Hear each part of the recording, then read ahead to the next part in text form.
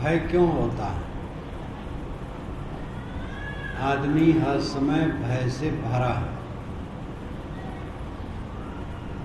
सदगुरु ने कहा है, भब्बा भभरी रहा भरपूरी, भभरे ते नीरे दूरी, भब्बा कहे सुनो रे भाई, भभरे आवे भभरे जाई। ज्ञान चौतीसा में उन्होंने एक अक्षर पर उपदेश किया। भाक्षर पर उन्होंने जब विचार प्रकट किया तो कहा, भब्बा भभरी रहा भरपूरी। भाक्षर कहता है कि हर इंसान के मन में भय भरा, भय से पूर्ण। भवरे तेह नेरे दूरी, भयभीत होने के कारण जो आनंद का सागर उसके निकट था वो दूर हो गया। भब्बा कहे सुनो रे भाई, भाक्षर मानो कहता है भाई सुनो, भवरे आवे भवरे जाई। ये जीव भय बस भय से भरा इस संसार में आता है और भय में ही भरे भरे मर जाता है। ये जीवन की असफलता, निर्भयता अमरता। निर्भयता प्राप्त करना जीवन का परम फल है।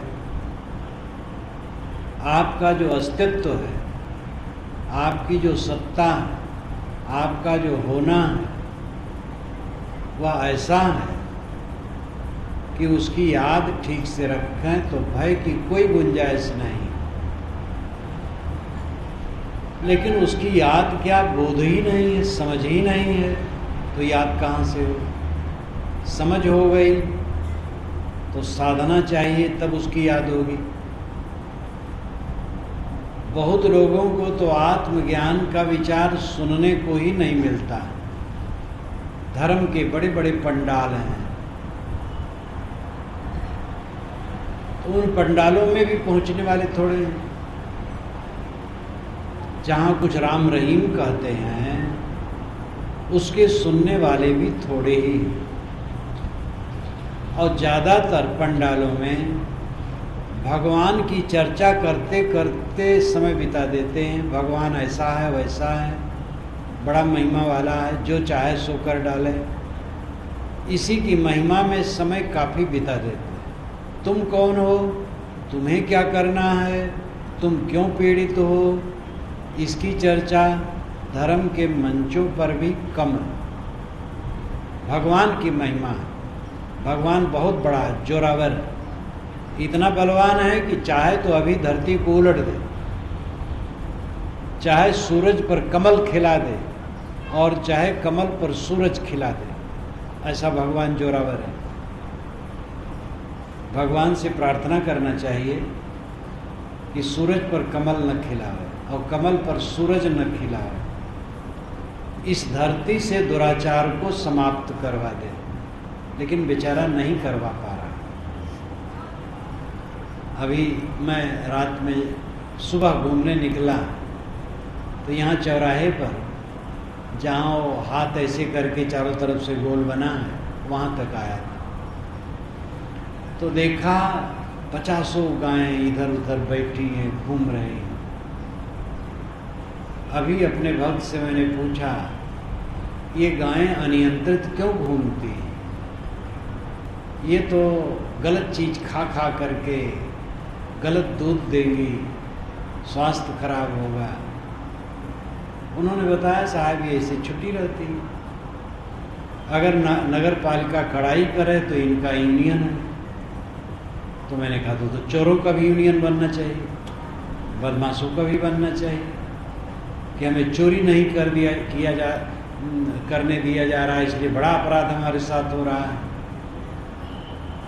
ये हमारा आज़ाद भारत,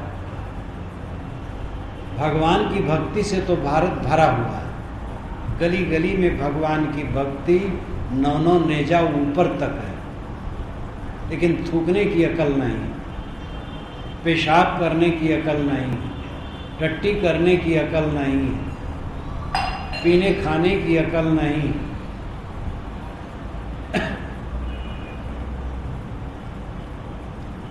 सदाचार की जरूरत जीवन में है, बोध की जरूरत है।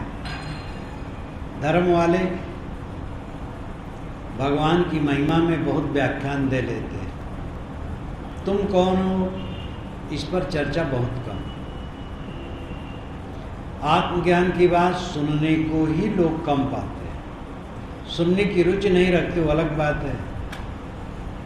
जो जान लेते हैं कि मैं आत्मा हूँ, अजर अमर हूँ, पूर्ण काम हूँ, पूर्ण शुद्ध हूँ, कृतार्थ रूप हूँ, मेरे में कोई मौलिक क्लेश नहीं, न मेरे पास शरीर है, न शरीर संबंधी प्राणी पदार्थ हैं, ये सब दिखावा है। शरीर झूठा है, शरीर संबंधी सारे प्राणी पदार्थों का संगम झूठा है। ये बात समझ में आ गई है, लेकिन उसका अभ्यास है। जैसे अनाड़ी आदमी भी जानता है कि मौत निश्चित है, लेकिन मौत की याद कितने देर तक लोग करते हैं? जानते तो सब है कि मरना पक्का है, लेकिन आप स्वयं अपना लेखा जोखा करें कि 24 घंटे में कब कब आप भावपूर्वक मौत की याद करते हैं। 24 घंटा छोड़ दिए, सप्ताह भर में, पक्ष में, महीने में, साल में, एक वर्ष में आप कितने क्षण भावपूर्वक मौत की याद करते हैं? बिरला होगा, कोई याद नहीं। जब कोई मर गया तब चौंक होती है, और कोई सुंदर जवान मर जाए और अपनों में मर जाए तब बड़ा धक्का लगता है, और लगता है दुनिया बिल्कुल झूठी। लेकिन थोड़े समय में सब भूल जाता है। जब तक कोई बैठेगा नहीं, समय निकालेगा नहीं अलग, और अध्ययन, चिंतन, मनन, ध्यान नहीं करेगा, तब तक मन में आध्यात्मिक वातावरण नहीं बनेगा। तो निर्भयता कैसे आएगी? आत्मज्ञान की बात सुनना ही दुर्लभ है। जो सुन लेता है, जान लेता है, उसका अभ्यास न करने से वो बेकार पड़ा रहता है। जैसे किसी के घर में हीरे मोती हैं, पैसे हैं, लेकिन ये तिजोरी में बंद है। उन्हें निकाल करके न चावल दाल खरीदते हैं, न कपड़ा लत्ता खरीदते हैं, कोई धारणोपयोगी वस्तुओं को लाते नहीं, तो धनी होने मतलब क्या? भूखों मरते हैं। आत्मज्ञान जान गए हैं, लेकिन जीवन वैसे पीड़ित पीड़ित पीड़ित, भयभीत, संतापित, तपित है, तो जानना न जानने के बराबर है। पहले तो जानना चाहिए, जान लेने के बाद उसका अभ्यास करना चाहिए। रोज रोज बैठना चाहिए, सुबह शाम मध्याह्न बैठो। मुसलमानों में 5 वक्त नमाज पढ़ने का नियम है, उनमें भी पढ़ने वाले बहुत कम हैं। कोई 1 बार, कोई 2 बार पढ़ लिया, बहुत लोग तो कुछ भी नहीं पढ़ते। फिर भी पढ़ते हैं कुछ लोग। हिंदुओं में 3 वक्त संध्योपासना का विधान है। दुर्भाग्य से वो ब्राह्मण, क्षत्रिय, वैश्य के लिए है, और के लिए नहीं। बाकी लोग तो उन तीनों की सेवा करें, उनका उद्धार हो जाए। इतनी चालाकी, इतनी बेईमानी। अन्य लोगों को न तो वेद शास्त्र पढ़ना है, न साधना करना है, कुछ नहीं करना है। ब्राह्मण, क्षत्रिय, वैश्य के अलावा तो उनका यही काम है कि ब्राह्मण, क्षत्रिय, वैश्यों की सेवा करें, और उनका कल्याण का द्वार खुला है, ऐसा बहकाया गया है। तो संध्योपासना का विधान केवल ब्राह्मण, क्षत्रिय, वैश्य के लिए, लेकिन उनमें भी कितने लोग करते हैं? 1000 ब्राह्मण जहाँ इकट्ठे हों, लखनऊ, बनारस, के बीच में ब्राह्मणों का गढ़, और वहाँ कोई 10, 20, 50 हजार ब्राह्मणों के सम्मेलन में जांच करे तो संध्योपासना करने वाला शायद कोई मिले। संध्योपासना रिजर्वेशन किसी वर्ग और वर्ण के लिए नहीं। संध्याएं अपने आप होती, 4 संध्याएं होती। रात और दिन का जोड़ प्रातः है, वो प्रथम संध्या। दिन के दोनों पक्षों का जोड़ दोपहर है, जो इस समय का है। ये मध्याह्न की संध्या। दिन और रात का जोड़ सायंकाल है, ये सायं संध्या है। और रात के दोनों पक्षों का जोड़ आधी रात है, वो आधी रात की संध्या है। लेकिन आधी रात में लोग सोते हैं तो उसको रद्द रखा गया। 3 संध्याएं मानी गई, प्रातः, मध्याह्न और सायं।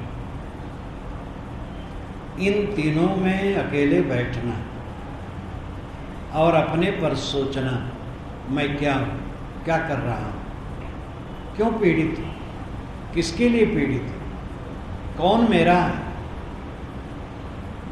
और जो मेरे हैं उनके लिए मुझे कर्तव्य करना चाहिए कि रोना चाहिए।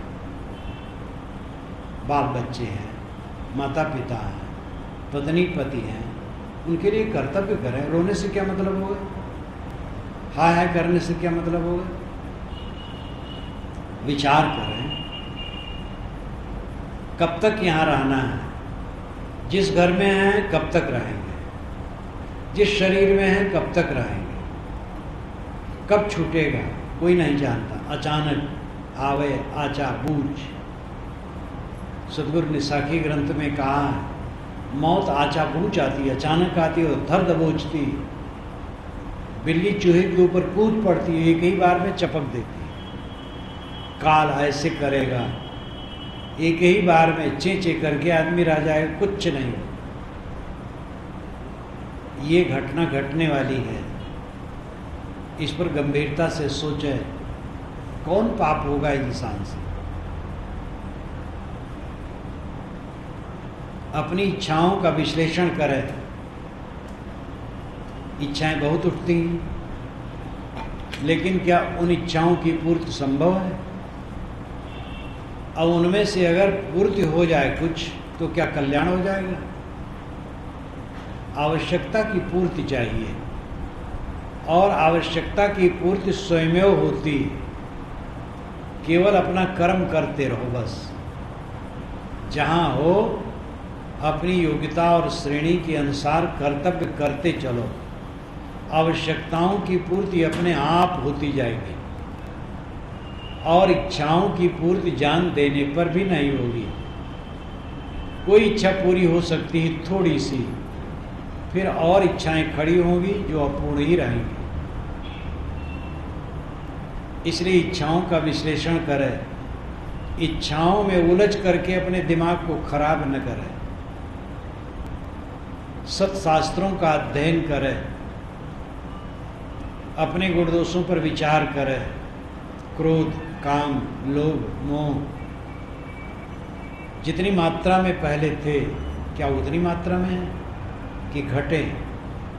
शील, करुणा, क्षमा, दया, ज्ञान, वैराग्य ये बढ़े हैं कि घट रहे हैं? सहनशीलता घट रही है कि बढ़ रही है?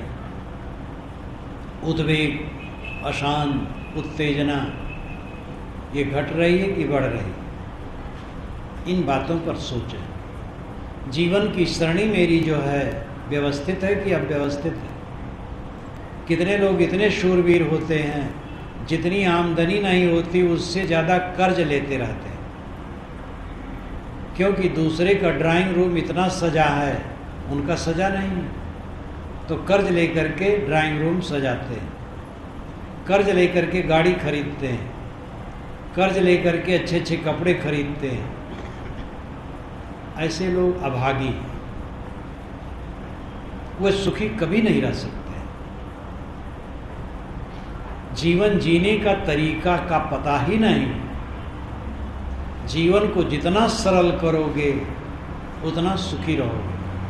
जीवन को जितना जटिल बनाओगे उतना दुखी होगे। श्रृंगार भीतर का करो, बाहर का नहीं। मन को सजाओ, मन को निर्मल करो। जानवरों को देखो, शरीर पर कपड़े नहीं, बिछाने के बिस्तर नहीं, कोई सुविधा नहीं, शांत तृप्त। कुत्ते जैसे जानवर धूल में पड़े मस्त सोते हैं।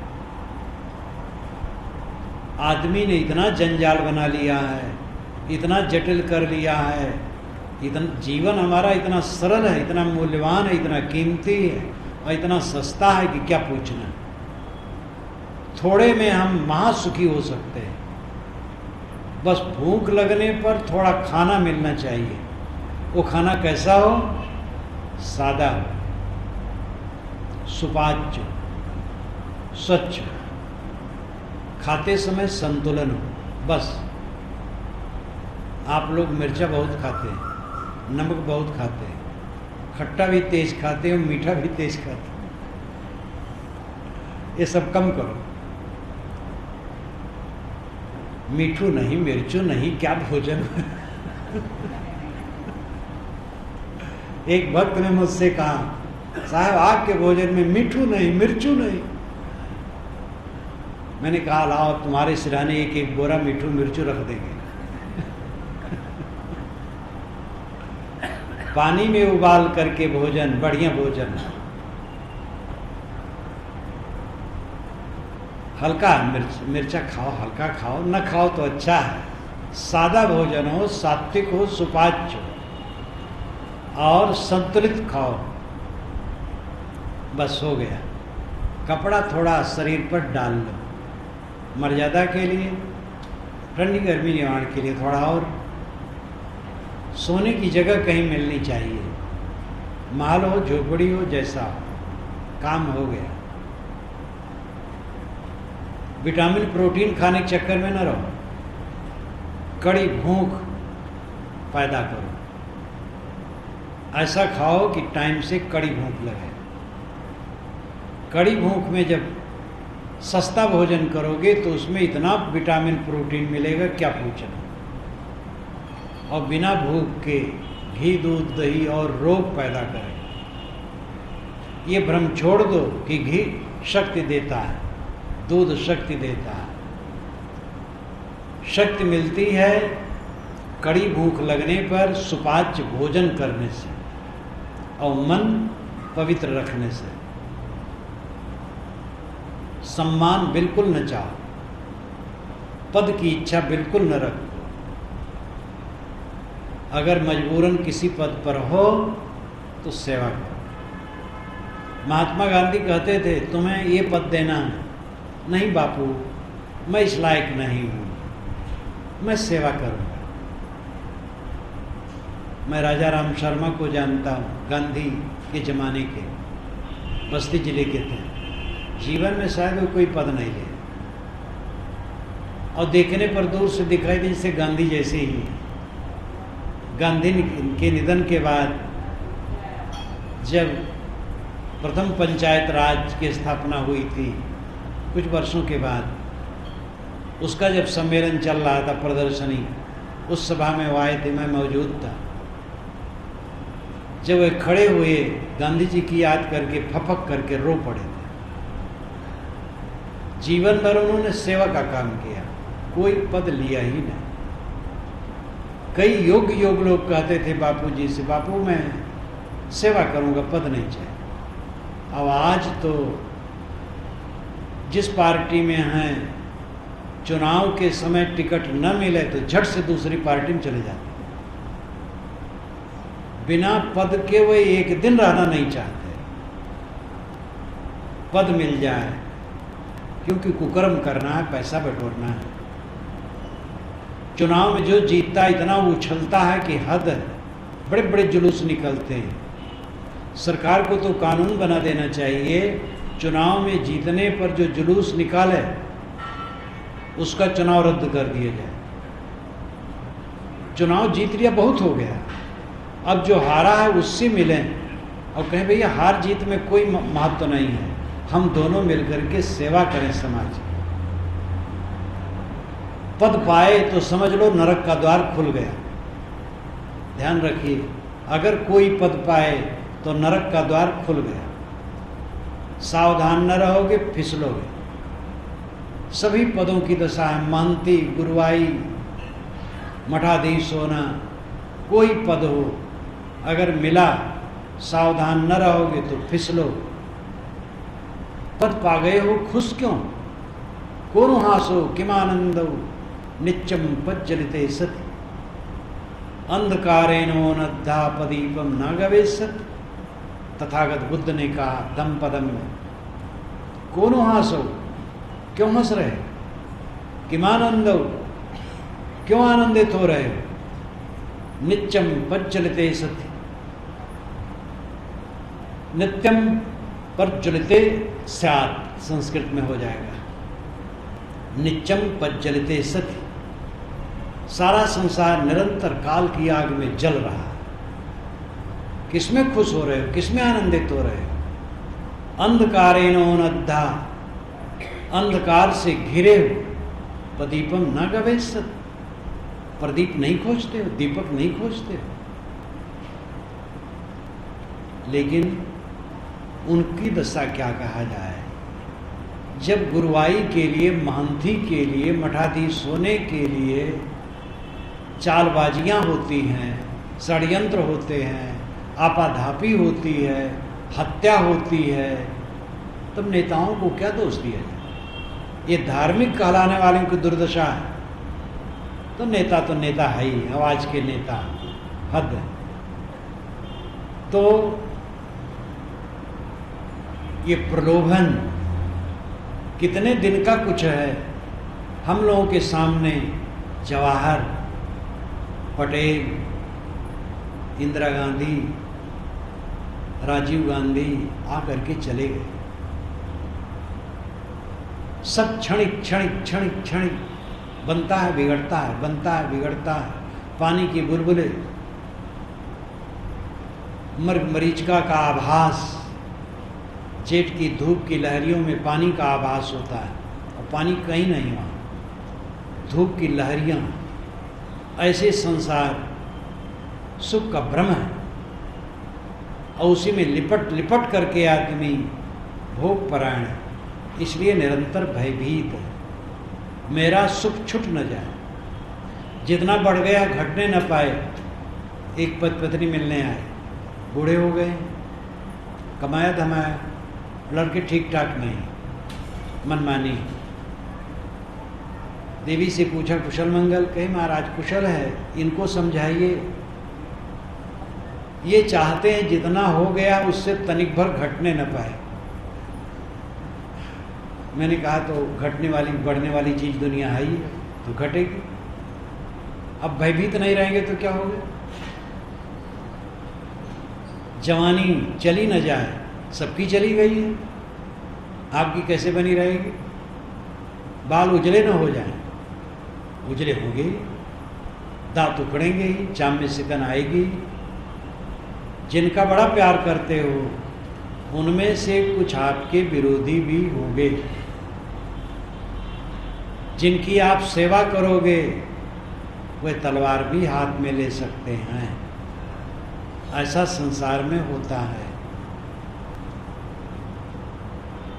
जहां तक पसारा है सब परिवर्तनशील है।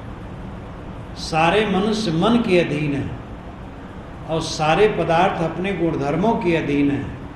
किस पर आपकी सुवस्था है? सुवस्था की कामना भय उत्पन्न करती है। हम अपने साथियों पर लद जाना चाहते हैं, उनको अपने अधीन करना चाहते हैं, और जितना हम उनको अधीन करना चाहते हैं उतना हम उनके अधीन होते हैं। अगर कोई व्यक्ति अपनी पत्नी को अधीन करना चाहेगा तो पत्नी के अधीन हो जाएगा। कोई देवी अपने पति को अधीन करना चाहेगी तो उसके अधीन हो जाएगी। वैसे एक दूसरे से प्रेम रखना, समर्पण भाव ये अलग विषय है, समर्पण की जरूरत है। पति पत्नी में पारस्परिक समर्पण होना चाहिए। पिता पुत्र में, गुरु शिष्य में, भाई भाई में, नौकर स्वामी में समर्पण होना चाहिए। बिना समर्पण के संबंध मधुर नहीं होता। समर्पण का मतलब है निष्काम रहना। जो समर्पण करता है वो सकामी नहीं होता है, और समर्पण आधा नहीं होता है। जो पत्नी पति से तमाम कामनाएं रखती वो क्या समर्पित है, और जो पति पत्नी से तमाम कामनाएं रखता वो समर्पित कहाँ है। पत्नी को असुविधा ना हो, मेरे द्वारा कष्ट ना हो, ये ध्यान रखना, ये समर्पण है। पति को मेरे द्वारा कष्ट ना हो, असुविधा ना हो, सेवा हो, ये समर्पण है। अपने कर्तव्यों को ख्याल रखना, दूसरे की उपस्थिति का अनुभव रखना, और उसको मेरे द्वारा कष्ट ना हो, ये समर्पण है। चाहना नहीं, सेवा करने की इच्छा रखना समर्पण है। इसमें वासनात्मक बात नहीं। समर्पण की जरूरत है, उसकी एक अलग स्थिति है।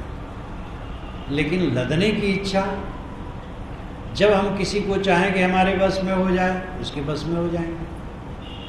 बस में, हमारे बस में हो जाए तो इसमें समर्पण कहाँ है? समर्पित करवाना चाहते हैं। हमारी उंगलियों पर नाचे हमारा साथी, ऐसा हम चाहेंगे तो उसकी उंगलियों पर हमें नाचना पड़ेगा। कल मैंने कहा था, चाबी वही है, ताला वही, केवल दिशा का फर्क है। एक दिशा में जब चाबी चलती है तो ताला बंद हो जाता है, दूसरी दिशा में चलती है तो ताला खुल जाता है। मन की स्थिति थोड़े में बदल जाती है। मन वही है, क्रिया वही है, लेकिन दिशा का अंतर हो जाता है। समर्पण अलग विषय है, और किसी को अपने बस में करने की कामना अलग विषय। किसी को अपने बस में करने की कामना पाप है, और समर्पण महापुण्य। समर्पण में देने की इच्छा है, पाने की इच्छा नहीं। और किसी पर कब्जा करने की बात, पाने की इच्छा है, देने की नहीं। दोनों में जमीन आसमान का फर्क है। भय से हम भरे हैं। क्यों? क्योंकि जिन पर हमारा अनुराग है वे उदय वे रूप है। उदय होता है उनका और व्यय होता है। निर्माण होता है और विनाश होता है। शरीर में कोशिकाएं बनती और जीर्ण होती। पदार्थों में हर समय रासायनिक प्रक्रिया से क्षरण होता है, वो क्षीण होती। मकान नया बनाया गया, चमकता, नया कहाँ? आपने बनाया और रंगा पोता, रंगने पोतने के पूर्व से ही पुराना होने लगा। जब आपने ईंटा रखा, गारा रखा, तभी से पुराना होना शुरू हो गया। क्षण क्षण बदलता, लेकिन वो देखने में नहीं आता, काफी दिन के बाद देखने में आता है। सब कुछ सब समय निरंतर बदलता। ऐसे बदलने वाले पदार्थों में जो मोह रखता है वो भय से भरा ना होगा तो क्या होगा? मनुष्यों के मन बदलते हैं। बच्चा पैदा किया, बड़ा प्यार, बड़ा प्यार, बड़ा प्यार। जवान हुआ, पास में नहीं बैठता है, बात नहीं करता है, बात भी करता है तो विपरीत रहता है, सही सीख दो नहीं मानता है, क्लेश होगा, पीड़ा होगी। अपने मन को हम ऐसी चीज़ों में लगाते हैं जो चीज़ स्थिर नहीं, इसलिए भय से भरे। जो चीज़ स्थिर है उसका बोध नहीं, और समझ भी हो गई है तो उसमें लगाने का अभ्यास नहीं करते हैं। अपने को समेटो, बाहर से लौटाओ, अपनी तरफ लौटो। कस्तूरी कुंडल बसे, मृग ढूंढे वन माए, तैसे घट घट राम है, दुनिया जानत ना है। मृगा के नाभि में कस्तूरी है, उस वहीं से उसको सुगंधी आती है, लेकिन सुगंधी कहाँ है ये सोच करके मृगा बन बन में घास फूसों में खोजता है। समझ जाए कि सुगंधी जहाँ से आ रही है वह कस्तूरी मेरी नाभि में है तो खोजना बंद कर दिया। परमात्मा का आभास, परमानंद की इच्छा जो हमारे मन में होती है, उसका मूल कहीं बाहर नहीं है, हमारे भीतर है। परमात्मा कैसा है? परमानंदमय, क्लेश रहित, पूर्ण कृतार्थ रूप, जिसमें अपूर्णता हो ही नहीं, वही परमात्मा। और वो परमात्मा बाहर नहीं, वो परमात्मा आपका आत्मा। उसमें खोट क्यों लग रही है? क्योंकि बोध नहीं है और रहनी गड़बड़ है। जिस रहनी में रह करके वो परम तृप्ति का अनुभव हो सकता, वो रहनी नहीं। हर चीज में हमने अपने को बेच दिया, खाने में, पीने में, पहनने में, ओढ़ने में, रुपए में, पैसे में, घर द्वार में, बाल बच्चों में, मठ मंदिर में, चेला शिष्यों में, सब में अपने को हमने बेच दिया। ऐसे गुरुओं को मैंने लड़ते देखा, दूसरे से कहा तू हमारे चेलाही में जा करके उसको चेला बना लिया, मेरे चेले को तूने चेला बना लिया। बहुत नाखुश थे और उनको होश आवास नहीं। जब चेला ने आपको पसंद नहीं किया, छोड़ दिया और दूसरे को गुरु बना लिया, तो आपको कहना चाहिए था कि बेटा तुम्हें धन्यवाद है, जो मेरी शक्ति थी बताई थी, तुम आगे बढ़ गए। कक्षा 1 में कोई पढ़ता था मास्टर से, अब पढ़ते पढ़ते वो मिडिल में गया, हाई स्कूल में गया, कॉलेज में गया, विश्वविद्यालय में गया, तो और गुरु से पढ़ेगा ही। हमें खुशी है कि मेरा शिष्य आगे बढ़ गए, ये ख्याल नहीं। तो गुरुओं को लड़ते देखा, अब वो चेलों पर कब्जा करना चाहते, तो निर्भय रहेंगे। इसका तो खाका पंचग्रंथि में खूब खींचा है श्री रामराज साहब। मानुष विचार के आखिरी हिस्से में आप पढ़िए, तो जो उन्होंने खींचा अद्भुत।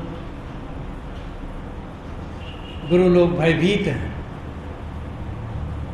चेला पारखी हो गया है, तो जो आपस में तनाव बात चल रही है और चेला उत्तर देता है, गुरु परेशान है। क्या गुरुत्व? गुरुत्व का मतलब यही होता है, इस धरती आकाश के बीच में क्षमा नाम की चीज किसी के लिए नहीं। भगवान कहलाने वाला गलत काम करेगा तो पीड़ित होगा, मोह करेगा पीड़ा पाएगा। इंद्र कृष्ण द्वारे खड़े, इंद्र कृष्ण द्वारे खड़े, लोचन ललच लजाए, काई कबीर ते उबरे, जाहि न मोह समाए। इंद्र कृष्ण भी माया के दरवाजे पर खड़े हैं, उनके लोचन ललच रहे हैं और लजा रहे हैं। साहब कहते हैं कि वही संसार से उबरेगा जिसके मन में मोह नहीं समाता। इंद्र कृष्ण द्वारे खड़े, लोचन ललच लजाए। इंद्र और कृष्ण की चर्चा साहब पौराणिक ढंग से की, जैसी मान्यता है। मूल में जाइए तो इंद्र नाम का कोई व्यक्ति नहीं हुआ है। वैसे इंद्र के 3 अर्थ होते हैं, एक आदिदैविक, एक आदिभौतिक, एक आध्यात्मिक। आदिदैविक अर्थ है प्राकृतिक शक्ति, देव कहते हैं प्राकृतिक शक्ति को, आदि कहते हैं आधार को। प्राकृतिक शक्ति जिसका आधार हो वो आदिदैविक। प्राकृतिक शक्ति सूर्य, वायु इत्यादि को इंद्र कहा गया है। वैसे यास्क मुनि ने निरुक्त में केवल 3 देवता माना है। यास्क मुनि ईसा के 800 वर्ष पूर्व हुए, आज से 2800 वर्ष पूर्व, जिन्होंने वेदों पर निरुक्त लिखा है। 22 निरुक्तकारों का उन्होंने हवाला दिया है, लेकिन उन निरुक्तकारों का कोई निरुक्त ग्रंथ नहीं है, सब लुप्त है, केवल यास्क मुनि का है। और उन्हीं के आधार पर आज वेदों का अध्ययन पूरी दुनिया में चलता है। उन्होंने कहा है 3 देवता कुल है, दुलोक में सूर्य, अंतरिक्ष में वायु और पृथ्वी पर आग, ये तीन ही देवता हैं। वायु को इंद्र को अंतरिक्ष देवता माना गया है, लेकिन वेदों को पढ़ने से सूर्य में भी वो घटता है। एकम सद विप्रा बहुधा वदन्ति, जो ऋग्वेद में आया है, उसका अर्थ कोई परमात्मा नहीं, आदित्य सूर्य, और उसमें बताया गया है इंद्र मरुत अग्नि इत्यादि सब अनेक नाम है। तो इंद्र का मोटा मोटी अर्थ है प्राकृतिक शक्ति, ये आदिदैविक अर्थ है। आदिभौतिक अर्थ है एक वीर नायक। आदिभौतिक का अर्थ होता है प्राणी संबंधी, भूत नाम प्राणी। वीर नायक एक महान योद्धा इंद्र है, क्योंकि वेदों में जो इंद्र का रूप आया है वो वीरता के रूप में आया है, वो प्राकृतिक शब्द। और आध्यात्मिक क्षेत्र में इंद्र का अर्थ जीव है, जो इंद्रियों का प्रेरक है, वो इंद्र। तो इंद्र नाम का कोई व्यक्ति नहीं हुआ है जैसा वेदों में लिखा है। वेदों में हर प्राकृतिक शक्ति का व्यक्तिकरण किया गया है। ऐसी कल्पना की गई है कि मालूम होता है जैसे कोई व्यक्ति हो, और इंद्र का व्यक्तित्व तो एकदम चमचमा गया है। 2500 मंत्रों में 2500 से कम नहीं है, जिसमें कि 2500 करीब 10,000 मंत्र होंगे ऋग्वेद में, उससे कुछ ज़्यादा, जिसमें 2500 मंत्रों में इसी वर्णन है इंद्र का। लेकिन इंद्र प्राकृतिक शक्ति और व्यक्तित्व का जो उसका निर्माण किया गया है उसमें कोई लचरपन नहीं है। वेद का कोई देवता चरित्रहीन नहीं है, चरित्रवान है। आगे चल करके इंद्र को व्यक्ति बनाया गया पुराणों में, और उसको व्यभिचारी बना दिया गया, कुकर्मी बना दिया गया। ये दुर्भाग्य हमारे देश का है। पर स्त्रीगामी बना दिया गया, अहिल्या का छल करने वाला बना दिया गया। बचपन में मैंने सुना था, ये तीनों रक्षा करें काना चोर छिनार। हिंदू लोग बड़े सरल ढंग से पढ़ते हैं और गाते और मस्त रहते हैं। एक पांडे जी रहे बूढ़े बूढ़े, तो उनके पास मैं बैठूं। बचपना मेरा ऐसा रहा कि मैं अपनी उम्र के लोगों से मित्रता कम करता था, बूढ़ों से करता था, ज्ञानियों से करता था, उनके पास बैठता था। तो एक पांडे जी रहे जो चल नहीं पाते थे, पंगु थे, तो गद्दी पर बैठे या लेटे रहते थे, उनके पास बैठूं तो पढ़ते रहें, कुछ सुनाते रहें। तो कहें बच्चा, वो आधा दोहा मुझे याद नहीं आ रहा है, ये तीनों रक्षा करें काना चोर छिनार। ये तीन हमारी रक्षा करें, एक काना, एक चोर, एक छिनार। काना है शुक्राचार्य, एक है आँख है उसके, वो हमारी रक्षा करें। चोर हैं कृष्ण जी, वो माखन चुराते हैं। और इंद्र छिनार है, वो हमारी रक्षा करें। हिंदू समाज कैसा गड़बड़ा गया है कि अपने देवी देवताओं को ऐसे चित्रित करता है। कृष्ण चोर नहीं थे, कृष्ण माखन चुराते थे। महाराष्ट्र में मेरा एक कार्यक्रम हुआ, तो वहाँ के जो बुजुर्ग थे, कबीरपंथी 2-4 घर थे, और सब गैर कबीरपंथी थे। उस सम्मिलित कार्यक्रम था, तो उसमें जो बुजुर्ग थे वो एक गैर कबीरपंथी थे। कहे साहब 3 दिन आपका कार्यक्रम चलेगा, चौथे दिन इस पंडाल में छीके बांधे जाएंगे मक्खन के, दही के। एक कृष्ण बनेगा लड़का, और लड़कियां बनेगी, लड़के ही लड़कियां बनेगी, और उसमें सब रास करेंगे और छीन छीन करके दही मक्खन खाएंगे। तो मैंने कहा ठीक है, तो आप ये देखिएगा, मैं उसमें नहीं रहूँगा। कहे महाराज आप महात्मा हैं, आप कैसे खंडन करते हैं?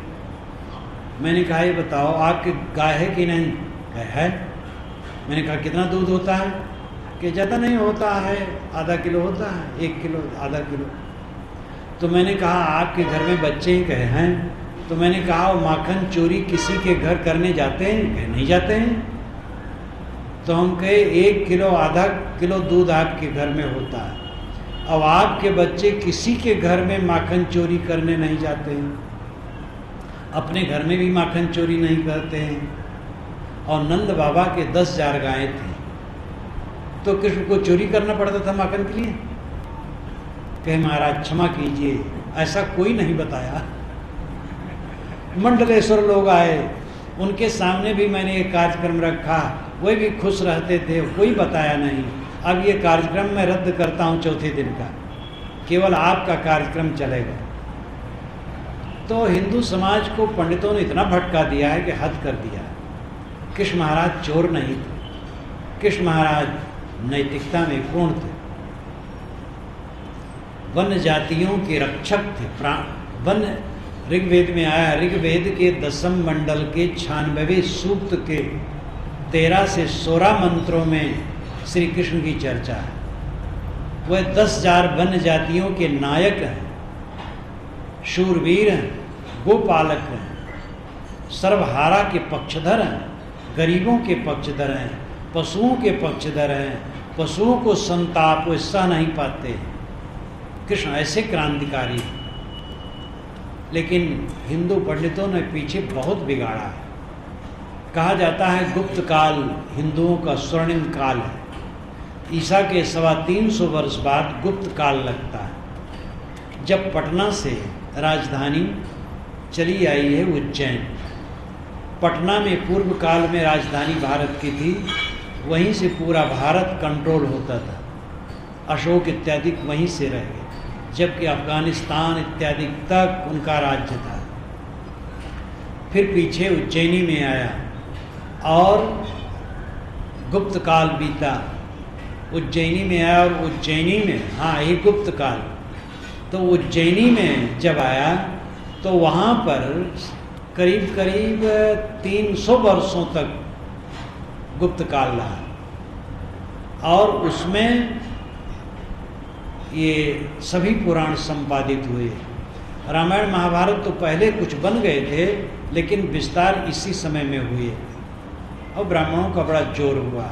उसी में ब्राह्मणों की पूजाई खूब लिखा गया और बड़े बड़े देवी देवता बनाए गए, बड़ी चमत्कारी बातें लिखी गईं और हुआ होगा स्वर्णिम काल। लेकिन वहीं से विकृति खूब पैदा हुई। सारे देवी देवता पता नहीं क्यों भ्रष्ट कर दिए गए। वेद का कोई देवता चरित्रहीन नहीं है और पुराण का कोई देवता होगा जो चरित्रवान होगा, नहीं तो सबको शिथिल कर दिया गया। जैसे आज से जब भारत आज़ाद हुआ है, करीब 40-45 वर्षों तक राजनेताओं में कोई शिथिल होता था, बाकी सब बढ़िया। अब आज कोई राजनेता होगा जो बढ़िया हो, नहीं तो सब शिथिल ही नहीं। ऐसे हैं जिनको पकड़ने के लिए पुलिस लगी रहती थी, अब उन्हीं का अंगरक्षक बन करके पुलिस को चलना पड़ता और मंत्री। ये दशा आज की, भयंकर दशा भारत की। तो ज्ञान का जितना प्रघटन हुआ है भारत में, स्वर्णिम युग जिसको कहते हैं गुप्त काल को, उसी के बाद से हुआ है। निरंतर पतन होता चला गया। उपनिषद को भुला दिया गया, वेद के भी तथ्य को भुला दिया गया। 6 शास्त्र बने थे जिसमें मानव मीमांसा कर्मकांड है, लेकिन कई बातों में वो भी बड़ा तार्किक है। सांख्य, योग, न्याय, वैशेषिक भुला दिया गया। कबीर साहब अपने युग में ऐसे उदय हुए जो अपने आप में निराले थे, उन्होंने झकझोर करके रख दिया। उनके अंदर से स्वयं न्याय, सांख्य, योग कुल निकल आया, उपनिषद निकल आए, वेद शास्त्र निकल आए। उन्होंने जो कुछ कह दिया वही वेद शास्त्र हो गया। अब आप बीजक पढ़ें, देखें, 2-2, 4 की तरह शुरू से आखिर तक। मैं अपने मूल स्थान पर आऊं। भय से आदमी क्यों पीड़ित है? क्योंकि वो अपना मन रखता है जो बिगड़ने वाली चीज़ें हैं उन्हीं में एकदम अपने को डुबाए रखता है। सुबह से शाम तक किसकी याद? घर की याद, पत्नी की याद, पति की याद, बाल बच्चों की याद, मकान दुकान की याद, फैक्ट्री की याद, खाने पीने की याद, इंद्रियों की लंपटता की याद, राग द्वेष की याद, मठ मंदिर की याद, चेला चाटी की याद, मानती गुरुवाई की याद, खाली दुनियादारी, ये साधु और गृहस्थ सब दुनियादारी चीज़ों की याद में डूबे रहते हैं। तो भयभीत न रहेंगे तो क्या रहेंगे?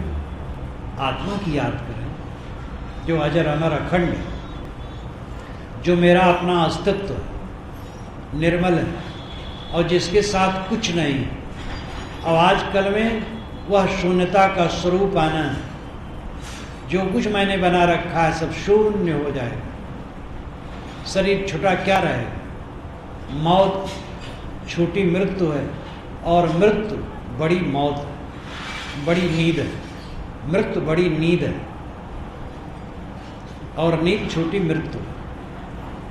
मृत्यु की वानगी हमें रोज मिलती है। जब हम सो जाते हैं, रात में जब मैं सोया सब भूल गया था, बड़ौदा में हूँ, कहाँ हूँ, कुछ पता नहीं था। जब सुबह नींद खुली तब पता लगा बड़ौदा में। कई बार मुझे एहसास होता है, दिन में भी, दोपहर के बाद, भोजन के बाद जब सो जाता हूँ थोड़ा दोपहर में भी, तो नींद जब खुलती है, आँखें बंद है, तो याद नहीं होता है कहाँ। क्योंकि चलने वाला आदमी आज यहाँ कल वहाँ, जो अस्थाई एक जगह रहता हो तो याद कर लेगा बड़ौदा में हूँ। अब मैं 4-5 दिन के पहले बिहार में था। बिहार में मेरे कार्यक्रम 10 दिन के थे। वहाँ से आया, 3 दिन इलाहाबाद रहा और कल यहाँ आ गए। तो कई बार होता है नींद खुल गई है, आंखें बंद है, तो कहाँ हूँ याद नहीं होता। दिमाग पर जोर डालता हूँ तब याद आता है बड़ौदा में हूँ, बिहार में हूँ, छत्तीसगढ़ में हूँ, अमुक जगह हूँ।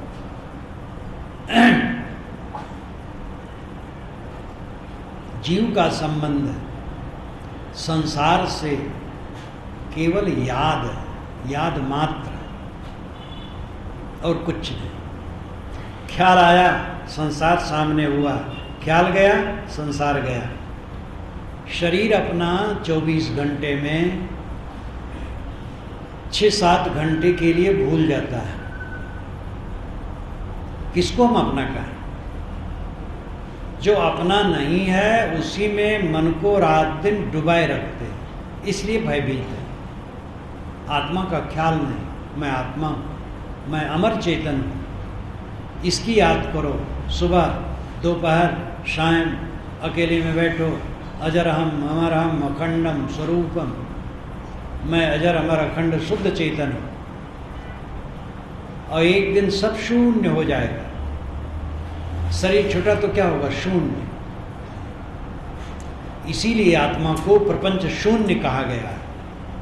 वो प्रपंच शून्य, नान्तः प्रज्ञम न बहिष्प्रज्ञम नो भयतः प्रज्ञम, ना प्रज्ञान घनम न प्रज्ञम ना प्रज्ञम, अव्यवहारम अग्राह्यम लक्षणम अचिंतम अपदेशमें का पत्तेशारम, प्रपंचोपशमम शांतम शिवम अद्वैतम, चतुर्थम मन्यन्ते सात्मा सविज्ञेया।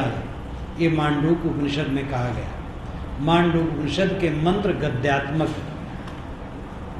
जब साधक उस अवस्था में पहुंचता है ध्यानाभ्यास में, नान्तः प्रज्ञम, भीतर कुछ नहीं जानता, न बहिष्प्रज्ञम, बाहर कुछ नहीं जानता, नो भयतः प्रज्ञम, बाहर भीतर दोनों कुछ नहीं जानता है, न प्रज्ञान घनम, वो प्रज्ञान घन भी नहीं होता है, न प्रज्ञम न अप्रज्ञम, न वो प्रज्ञ होता है न अप्रज्ञ होता, न ज्ञानी होता न अज्ञानी होता है। अब व्यवहार में ग्राह्य लक्षण में चिंतन उपदेश में एक आत्म प्रत्यक्षार, वो अब व्यवहार होता, ग्राह्य होता, लक्षण होता, चिंत होता है, अपदेश होता, उसका उपदेश नहीं हो सकता है। एक आत्म प्रत्यक्षारम, एक आत्म अस्तित्व मात्र होता है। इस मंत्र में ये शब्द इसकी जान है। एक आत्म प्रत्यक्षारम, एक आत्म अस्तित्व मात्र होता है। प्रपंचोपशमम, प्रपंच कहाँ उपशमन होता है? प्रपंच है मन, प्रपंच कहते विस्तार को। मन ही शांत हो गया तो प्रपंच कहाँ? सारा प्रपंच मन में है। मन शांत हुआ, प्रपंच शांत हुआ। इसीलिए मन को सारा कर्म मनोमय कहा गया है। मनो उपगमा धम्मा मनो सेठा मनोमया। तथागत ने धम्म पद में पहली गाथा यही कही है, मनो उपगमा धम्मा, मनो सभी धर्मों कर्मों में पूर्वगामी, मनो सेठा मन श्रेष्ठ है, मनोमया सारे कर्म मनोमय। सदगुरु कबीर ने तो मन पर साखी ग्रंथ में एक बड़ा प्रकरण कहा, और बीजक में मन सायर मनसा लहर, बूढ़े बहुत अचेत, काहें कबीर ते बाँचिए जाके हृदय विवेक। मन सागर है, भव सागर से पार होना क्या है? मन से पार, मन के विकारों से मुक्त होना, मन के उद्वेगों, मन की अशांतियों, मन की पीड़ाओं से मुक्त होना, भवसागर से पार होना है। भवसागर बाहर नहीं है, जो हम घूमते फिरते हैं ये भवसागर नहीं है, मन भवसागर है। और मन निर्मल हो जाए तो ये ज्ञान का सागर हो जाएगा, शांति का सागर हो जाएगा। तो हमने अपने मन को डुबा रखा है क्षणिक चीजों में, जो अभी है और अभी नहीं है, स्वभावा। जब यमाचार्य ने कहा नचिकेता को, नचिकेता ने कहा महाराज अस्तिते के नाम अस्तित चैके एयम प्रेते विचिकित्सा मनुष्य अस्तिते के नाम अस्तित चैके। जब आदमी मर जाता है तो उसके लिए मनुष्य के मन में विचिकित्सा होती है, संदेह होता है। एक कहता है कि वो जीवित है, सत्य है, वो मिटा नहीं, दूसरा कहता नहीं कुछ नहीं रह गया। यानी मर जाने के बाद आत्मा रहती है, एक कहता नहीं कुछ नहीं रहता। तो महाराज बताइए रहता है कि नहीं रहता है? यमाचार्य ने कहा ये मत पूछो और चाहे कुछ पूछो, ये बड़ा गूढ़ है। तुम सुंदरियां ले लो, 100 वर्ष की आयु ले लो, 100 वर्ष तक जीने वाले बच्चों को ले लो, स्वर्ग ले लो, रथ ले लो, बाजे गाजे ले लो, लेकिन ये न मांगो, ये बड़ा कठिन है। तब नचिकेता ने कहा जिनका नाम आप लिए, रथ घोड़ा हाथी स्त्री पुत्र, ये तो स्वभावा है। स्वनाम कल, जो कल न रहे वो स्वभावा, स्वाभाव कल न रहे। जो आज है और कल न रहे उसके लिए मैं क्या सोचूं? जिनमें हमारी इंद्रियां लग करके विकारी बनेंगी, जीर्ण होंगी, कौन विवेकवान विषयों का चिंतन करते हुए जीना चाहेगा? मुझे आत्मबोध दीजिए। तब यमाचार्य ने कहा था कि नचिकेता तुम परमार्थ के सच्चे अधिकारी, जिसको विषयों से विरक्ति होगी वही आत्मज्ञान का अधिकारी है। जो विषयों में चिपका होगा वो आत्मज्ञान क्या समझेगा? तो उन्होंने विस्तार से कहा आदमी भयभीत इसीलिए है क्योंकि अपना मन वो दुनिया में डुबाए रखता है। अपना मन थोड़ा थोड़ा अलग बाका फाड़ना चाहिए। आपकी भाषा में, आपकी भाषा में जानता नहीं इसलिए अशुद्ध बोल सकता हूँ। बाका फाड़ना चाहिए। नाथा भाई कहा करता था बाका फाड़ो, थोड़ा थोड़ा शुरू करो। सुबह शाम बैठो, सोचो शरीर नहीं रहेगा, शरीर मेरा नहीं है, धन मेरा नहीं है, घर मेरा नहीं है, बाल बच्चे मेरे नहीं हैं, शरीर ही मेरा नहीं है।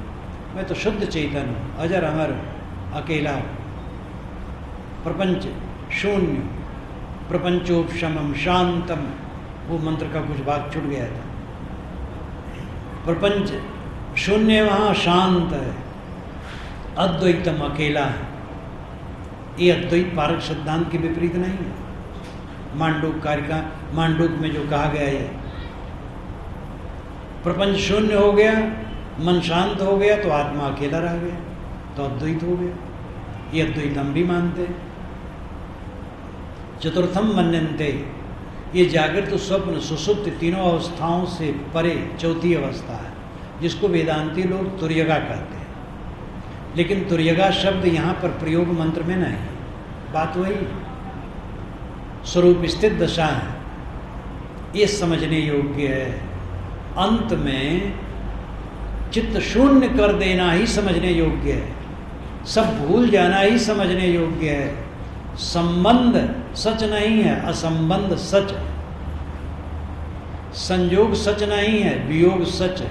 अकेलापन सच है, मिलना सच नहीं है, केवल पन सच है। मिलना तो झूठा है, मिला और छुटा। सारा संयोग क्षणिक, अकेला सदा कायम माटे रहना है अकेला, रोज रोज अकेला रहना है। झमेला ये थोड़े दिन का है, जाना है अकेला तो झमेला कोने काम का, एक भजन है।